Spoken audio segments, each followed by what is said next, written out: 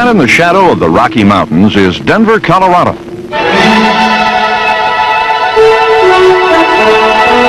It is the home of one of the National Football League's finest teams, the Denver Broncos. In 1985, the Broncos were the defending Western Division champions, and their head coach, Dan Reeves, was the winningest coach in the history of the franchise. Together with club president Pat Bowlen and general manager John Beek, Reeves had worked diligently to create this latest Rocky Mountain masterpiece.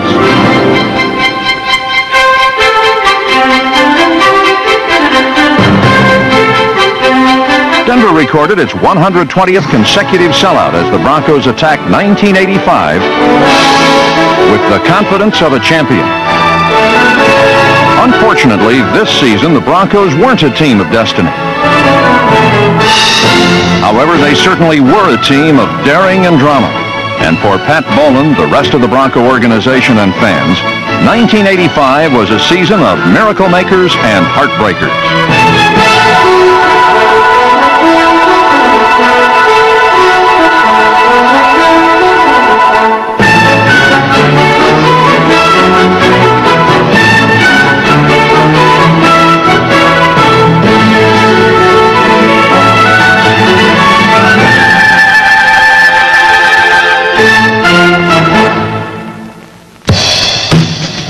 Against the Los Angeles Rams on opening day, Denver lost 20-16.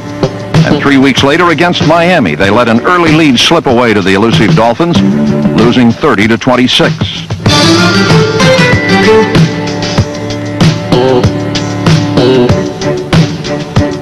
After 4 weeks, Denver had lost as many as they had won. Yet each contest clearly demonstrated that these Broncos still had a kick or two left in them. Against the Dolphins, Denver's defense registered the first sacks on Miami's Dan Marino all season, as they dropped this poised passer 3 times.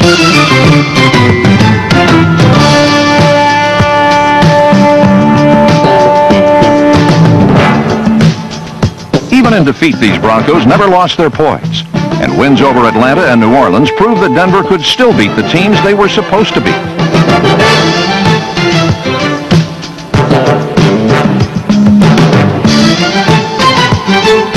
But more than that, these games proved that Denver's offense was now on an explosive par with the NFL's best.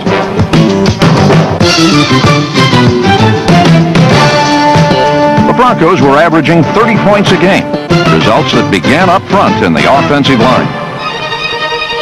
Tackles Dave Studdard, number 70, Ken Lanier, Winford Hood, guards Keith Bishop, Paul Howard, Mark Cooper, and center Billy Bryan formed a punishing barrier between themselves and quarterback John Elway, allowing the Broncos offense to take wing.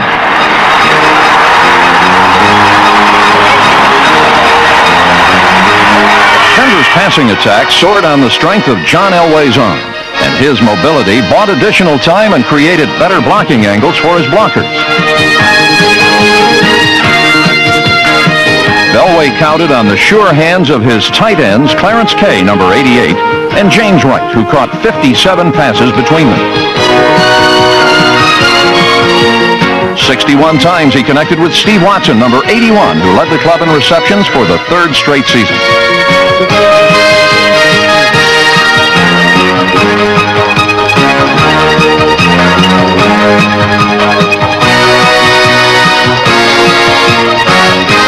Rookie wideout Vance Johnson, number 82, was second in receiving with 51 receptions. And with Butch Johnson and Clint Sampson, number 84, in reserve, only 5 other teams passed for more yards than the Broncos.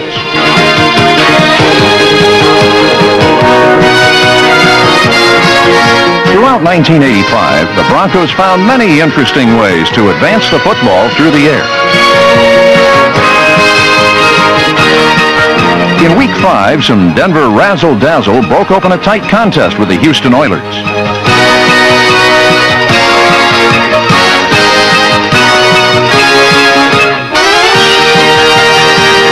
The Broncos pulled away to a 31-20 victory, and with a record of 3-2, the winning was just beginning in Denver.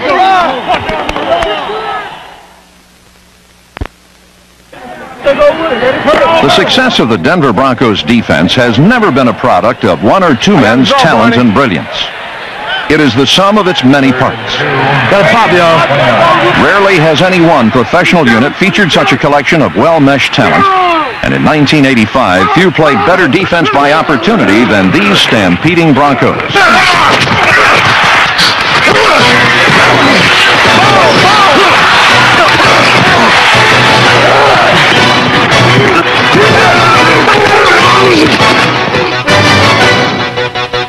The Broncos defense, cooked up by assistant head coach Joe Collier, is as aggressive as it is difficult for opponents to figure out.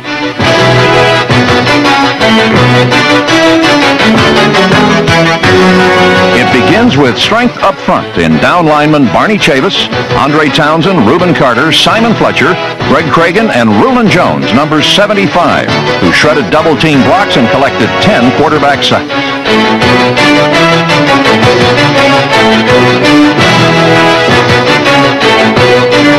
Jones earned a trip to the Pro Bowl, as did Carl Mecklenburg, number 77, who was part linebacker and part defensive lineman. Starting only the last 9 games, this former 12th round draft choice posted 13 sacks, the 4th highest total in the AFC.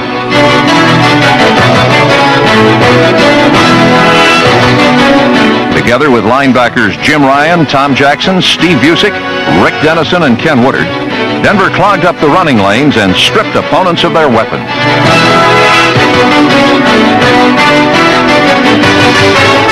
Denver's defensive backs were just as aggressive. Dennis Smith, number 49, played strong safety, but he hit like a linebacker.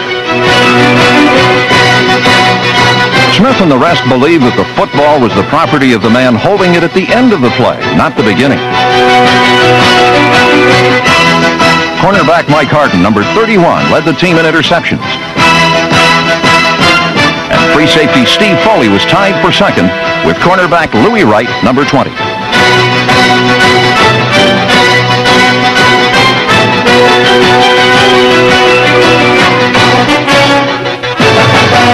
When the football hit the ground against Denver, it was difficult to get possession back.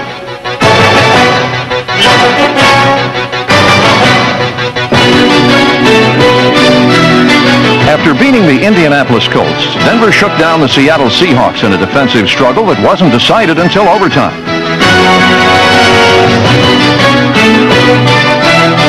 Tied at 10 apiece, Seattle quarterback Dave Craig was intercepted by nickelback Daniel Hunter, number 25.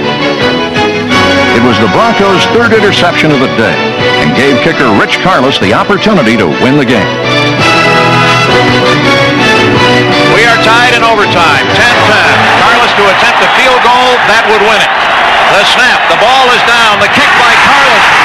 It's good and the Broncos win.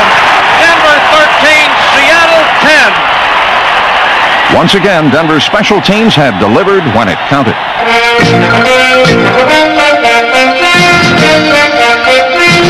Punter Chris Norman's high, towering punts enabled hustling hitters like Randy Robbins, Tony Lilly, Darren Como, number 98 Ricky Hunley, and special teams MVP Daniel Hunter, number 25, to close down the returns before they could get started. Much like the defense, the special teams were opportunistic, something that was evident in the 8th week in Kansas City. Randy Robbins blocked 2 Chiefs punts in 1 game.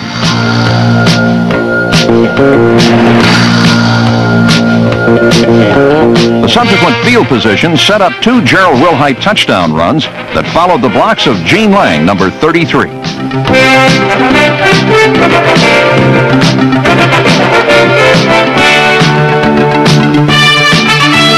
Denver rode to a 30-10 victory, spurred on by the depth of their backfield.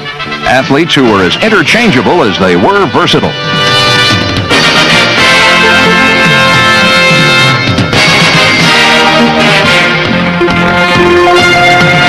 Sammy Winder, number 23, led the club in rushing and touchdowns. And second-year runner Gene Lang was impressive in only his 2nd pro season. Reserve quarterback Gary Kubiak, number 8, and first-round choice Steve Sewell, number 30, both played well when called upon. Denver's depth often allowed them to gamble on offense, and their offense was most effective when it was most daring. After a Week 9 loss to the Chargers, head coach Dan Reeves and his staff pulled out all the stops on a frigid Monday night against the defending world champion San Francisco 49ers.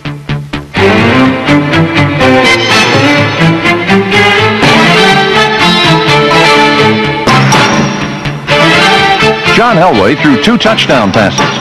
One to Gene Lang, number 33, and another one to Steve Watson, number 81.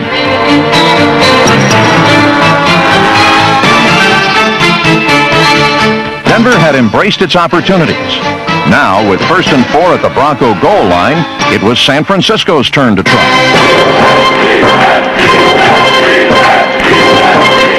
Quite often at the goal line, if you can stop the first play, you've got a fighting chance to stop the next 3, because you've sown some doubt.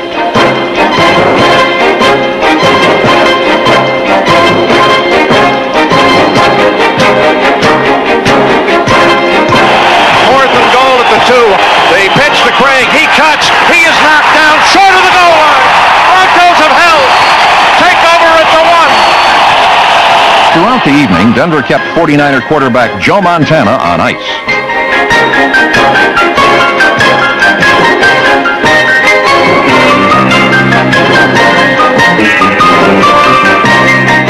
However, when San Francisco finally warmed up and took the lead with barely 3 minutes to play, John Elway responded by driving Denver 63 yards and gave kicker Rich Karlis the opportunity to win the game.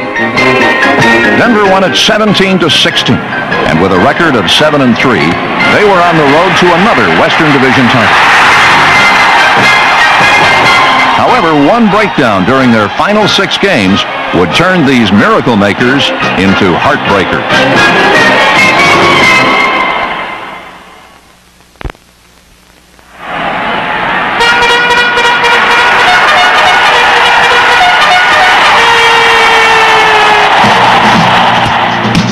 Week 11 found the Broncos locked in a scoring shootout with the San Diego Chargers.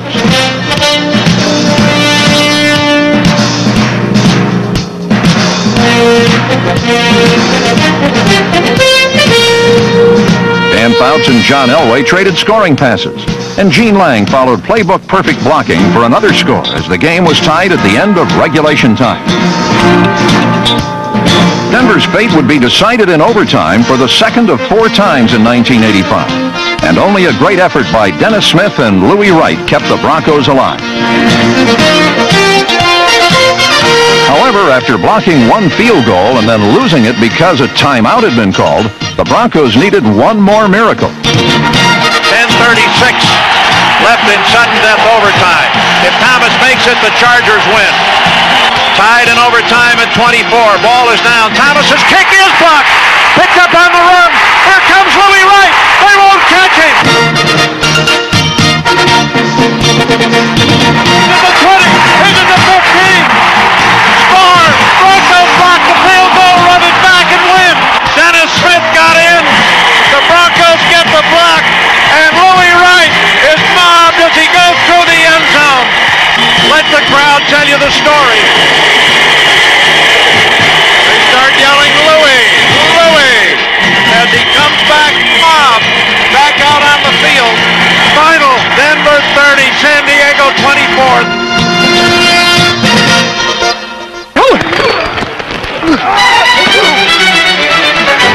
Two weeks later in Pittsburgh, the Broncos would be miracle makers once more.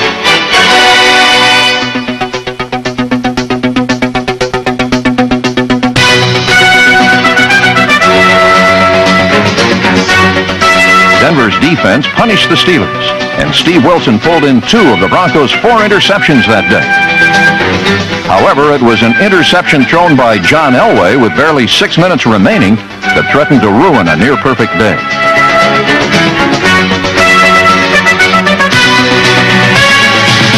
Most quarterbacks who had just thrown the lead away would have been unnerved, but not John Elway. Stepping around the pressure and using his many skills, number 7 used only 6 plays in 3 minutes to show why he was one of the NFL's most exciting quarterbacks in 1985.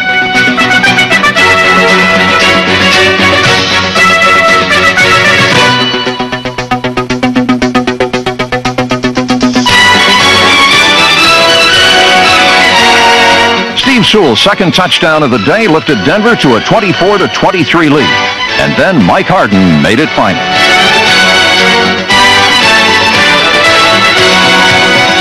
However, the fate of the 1985 Denver Broncos was sealed during two meetings against their arch rivals, the Los Angeles Raiders.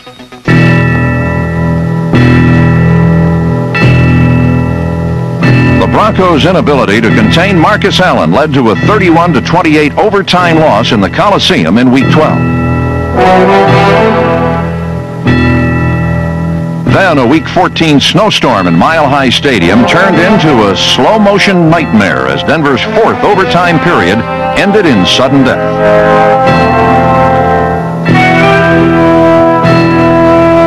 Denver's playoff hopes were suddenly out of their own hands, and these miracle makers were looking more like heartbreakers.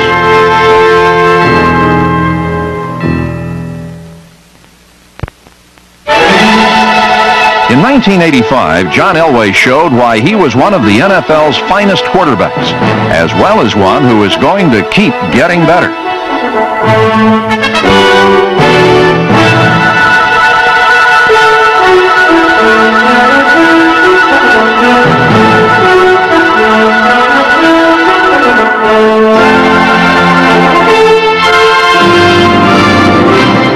Throughout the season, Elway brought havoc against opponents with his arm and his legs.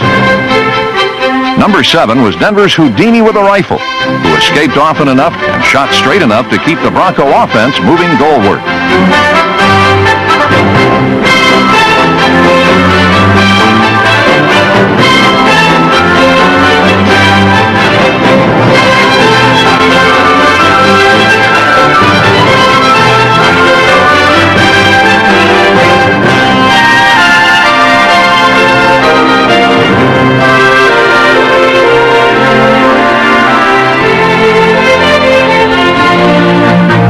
Above all, Elway possessed that magic quality of putting points on the board from anywhere on a football field.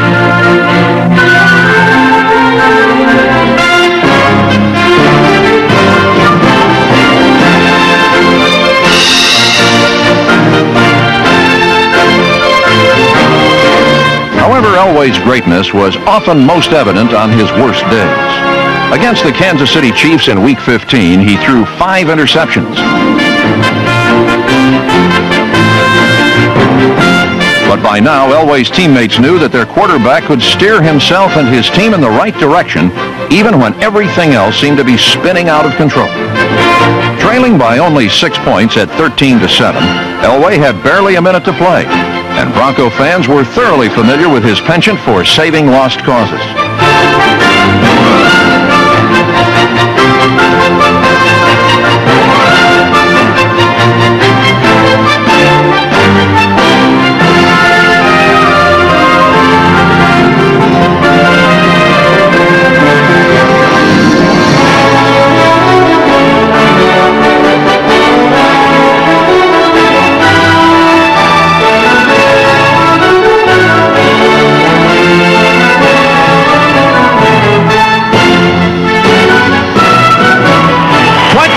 Seconds to go.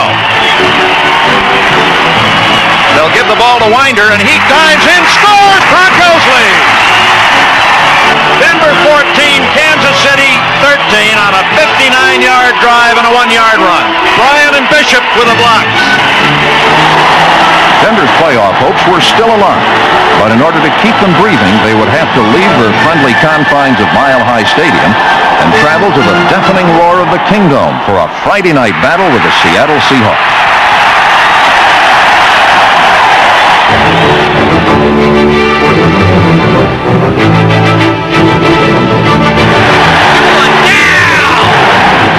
Denver quickly got into trouble.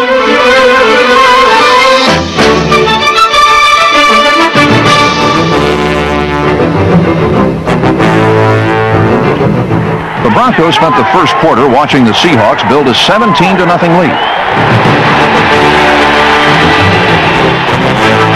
But those who had a feel for the heartbeat of this team knew well that the pulse of the game could change rapidly. Come on, offense, let's get it started! Against all odds, the Broncos started building a comeback.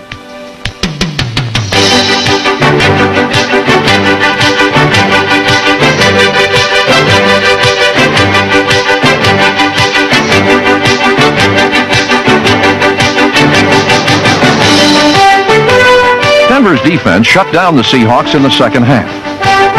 And John Elway passed for 435 yards by using unconventional targets like guard Mark Cooper, number 63, and more conventional receivers like Clint Sampson, who made unconventional catches.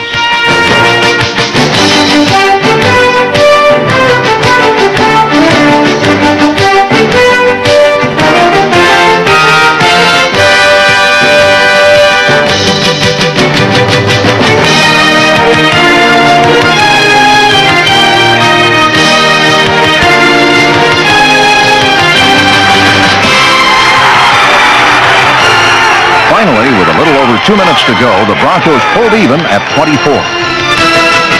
Then, during their final possession, Denver had to draw on all their determination and character to earn this amazing victory.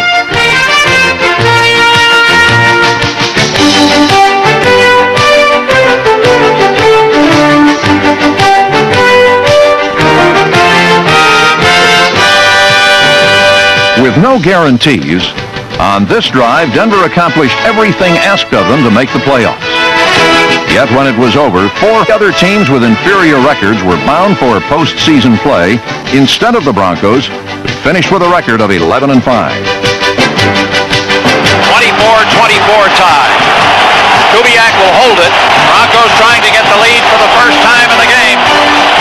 Ball is down. Carlos's kick on the way. It is long enough, and it is good. The Broncos lead 27-24. The 1985 ended short of a much-deserved playoff berth. There was pride in knowing that these miracle makers and heartbreakers had never quit. The talent and character they showed in the face of one of the NFL's toughest schedules promises even greater glories for the Denver Broncos in the years to come.